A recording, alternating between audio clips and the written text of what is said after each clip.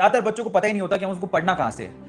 ठीक है, तो चलो अब इस सवाल का जवाब मैं आपको बहुत अच्छे तरीके से देता हूं, तो बहुत ध्यान से समझना, प्लान बनाते हैं और उसको अच्छे से नोट डाउन करना आपको। ठीक है, सो केमिस्ट्री को पढ़ना कहां से है, इस सवाल से पहले यह सवाल आता है और अपने आप को ये आपको मॉड्यूल करना है कि केमिस्ट्री में पार्ट कितने हैं। क्योंकि आप डिवाइड करके देखो, ह्यूमन माइंड, आप जब भी डिवाइड करके चीजों को याद करते हो ना, ह्यूमन माइंड आपको ज्यादा अच्छे तरीके से रिस्पॉन्ड करता है। तो पहले आप क्या करो, केमिस्ट्री को 3 पार्ट में हमें ऑलरेडी डिवाइडेड है, हमको सबको पता है, तो आप उसमें सबसे पहले inorganic chemistry, then organic chemistry, then physical chemistry. जैसे मैं बोलता हूं कि जो आपका नीट का पेपर आपके सामने आएगा, आपको बायो पहले सोल्व करनी है, फिर केमिस्ट्री सोल्व करनी है, फिर लास्ट में फिजिक्स सोल्व करनी है, इसी तरह से मैं आपको बता देता हूं कि केमिस्ट्री में भी आपको सबसे पहले 3 पोर्शन में से सबसे पहले किसको सोल्व करना है, इनऑर्गेनिक केमिस्ट्री को।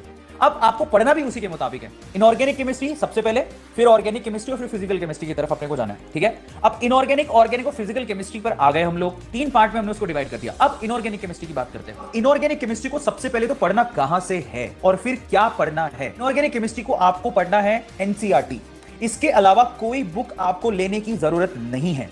ओके, एनसीईआरटी को रीड आउट करो, इसके अलावा कोई बुक रेफर करने की जरूरत नहीं है। अब पढ़ने का तरीका क्या होगा, मैं आप सब बच्चों को बोलता हूं, एनसीईआरटी में जितने भी आपके इनऑर्गेनिक केमिस्ट्री के चैप्टर्स हैं, उनमें सबसे पहले और सबसे इंपॉर्टेंट चैप्टर है वो है केमिकल बॉन्डिंग, दूसरा वाला है इक्विलिब्रियम। ये दोनों ऐसे चैप्टर हैं जिसमें से सबसे ज्यादा सवाल पूछे जाते हैं। फिर उसके बाद नंबर आता है आपका S block, P block 11th, P block 12th, और पी ब्लॉक 12th तो अनइमेजिनेबली सबसे ज्यादा क्वेश्चन कवर करने वाला टॉपिक है।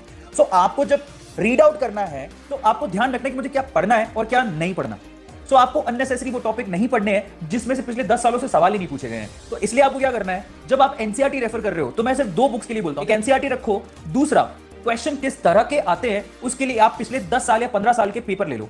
मैं आप सबको कहूंगा कि क्योंकि अभी नीट, एम्स और जिपर मर्ज हो गया है, तो मैं आपसे कहूंगा कि पिछले 10 साल या 15 साल का एम्स का बुकलेट लेके आओ, उनके क्वेश्चन की प्रैक्टिस करो, क्योंकि वो आपको सबसे ज्यादा काम देगा।